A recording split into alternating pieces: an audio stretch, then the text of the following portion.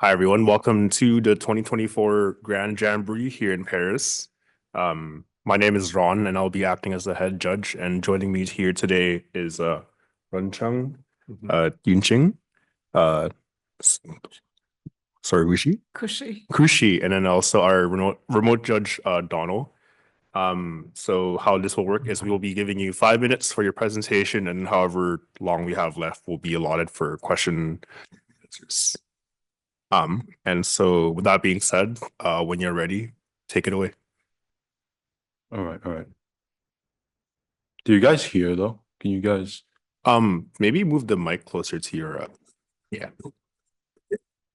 There we go. Okay. Nice.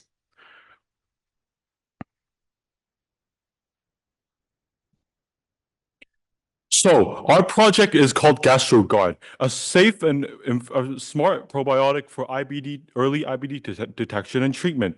I am Zenith, Julie, and Angela, and we'll be talking about our project. First, we'll talk about GastroGuard, what it is, what it does, and its impact towards the world. Then we'll talk about human practices, how the world affects our work. And then we'll talk about our future directions, what we will do after iGem. But before you need to know what GastroGuard is, you need to know what IBD is. IBD is an inflammatory response where the mucosal and intestinal linings are damaged. This leaves gaps in the epithelial cells, allowing bacteria to spread through. This affects over 4.9 million people worldwide. Current therapies include colonoscopy, but it is very painful and requires a long visit to the hospital. Moreover, biologics and medicines, including traditional medicines, have a complex mechanism of action, as well as not being trusted over the wide general public. Now what is GastroGuard? GastroGuard is an intelligent probiotic which provides non-invasive, convenient solution while all being able to conduct early diagnosis and faster repair. How does it work? Well, there's actually three systems in our probiotic. The first of all is detection. This is where our two-part component system, thiosulfate balanced B, comes into play. When thiosulfate is detected, it autophosphorylates, ripping the phosphate group out of the thiosulfate. This provides energy for our second part, thiosulfate complex, which then reads LAC-Z genes and creates beta galactosidase, creating a chemical reaction between XGAL and beta galactosidase, which turns to blue. Secondly, there's treatment. While detection system is happening, EGF is produced. EGF is a natural human growth factor used in our body for mucosal and wound healing. This is then secreted from inside the cell to outside the environment, increasing the density of EGF for growth and repair. Then there's the suicide system. After all this has completed, after all this no inflammation, it will travel to the end of the gut, and that's when the Ramos timer will deplete. This will then allow MAS-F to completely cleave mRNA and kill our drug. Of course, none of this will happen without our biosulfate biosensor B. This is actually a continuation of a biosulfate biosensor A, which we used a new promoter and stronger promoter and ribosome binding site in order to give out a much higher fluorescence as a result.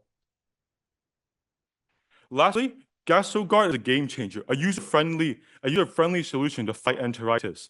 It provides a painless, affordable, and non-invasive method for IBD. And here is our human practice activity. Through 16 HP activities, we discovered that people have little understanding of this disease. Also, due to invasive testing method and treatment limitation, with feedback from doctors, patients, and pharmacists, we designed a non-invasive, home-use test to detect inflammation and release of therapeutic agents, prioritizing biosafety and regulations. For business, we interview stakeholders and professionals, identifying target customers and beneficiaries, including harvest groups and self-done residents, as well as the collected patients' families and those with a collected history. We analyze the industry using past and SWOT models, considering production costs, pricing strategies, and sales channels. We prepare by participating in CCIC, medical device exhibition, business courses, and Chamber of Commerce events to gain insights and exchange ideas.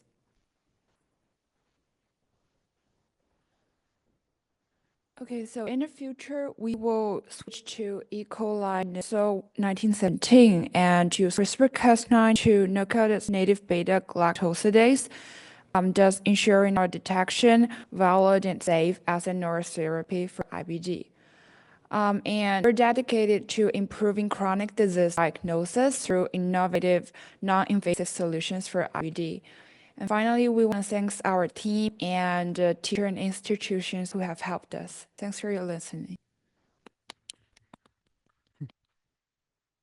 That was right on time. Thank you so much. I'll now open the floor to questions by asking our remote judge if he has any questions to start us off with.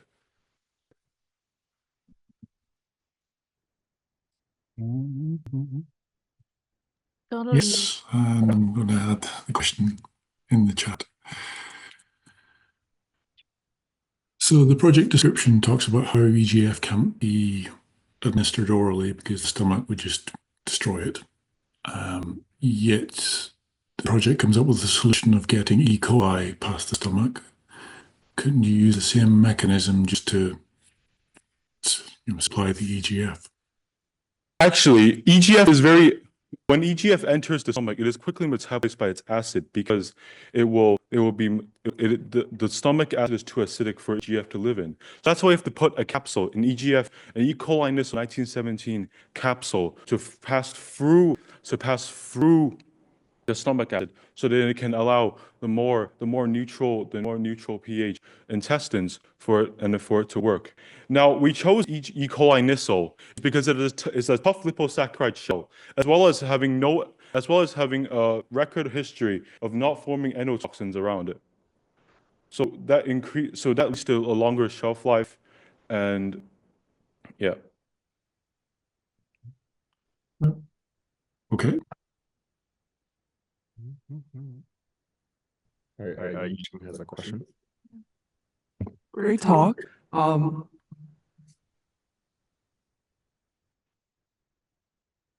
So my question is, like, what is the benefit of using disulfide as an indicator of IBD? I believe there will be many indicators that present Okay. with the onset of IBD.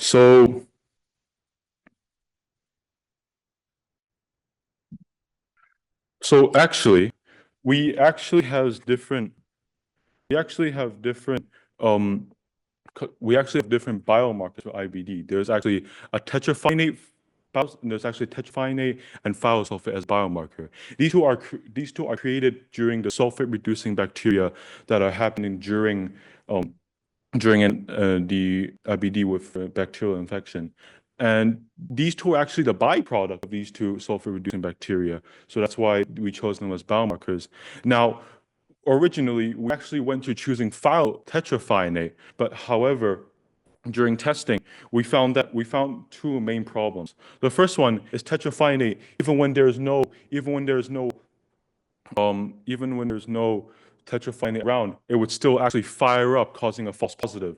And also during high concentration tetraphenate, our file sensor would actually plateau. So we went with a more easier option, which is thiosulfate, and actually you can see it has a greater variability between fluorescence rates, and also it doesn't fire up when there's no thiosulfate.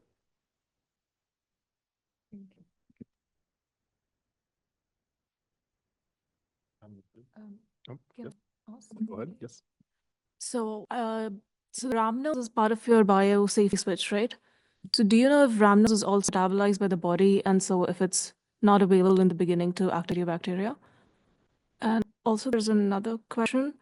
Like, do you know the concentrations of tetrahyosulfate? Like you showed up for thiosulfate, you also know thiasulfate in disease and non-disease conditions? So to address your first question, Ramos will put, as we said, put inside a capsule, and then during this capsule, it will act as like a timer. It will act as like a timer for our suicide system to kick in.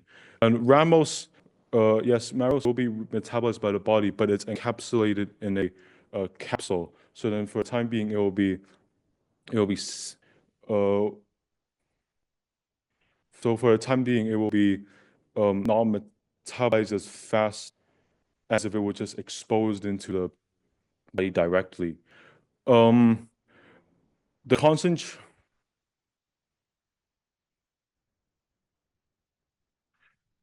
concentration of tetrafenate in disease and in normal conditions, it wouldn't have a thiasulfate tetrafenate at all because the sulfate-reducing bacteria wouldn't be apparent inside the body, and so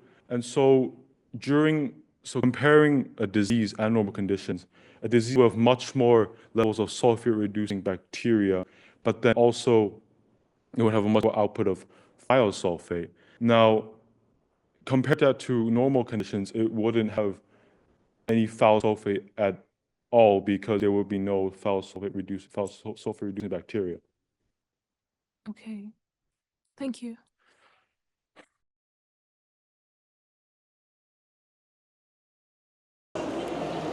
Hi, I'm Zenith. I'm currently 16 years old and studying Lipochen United World College.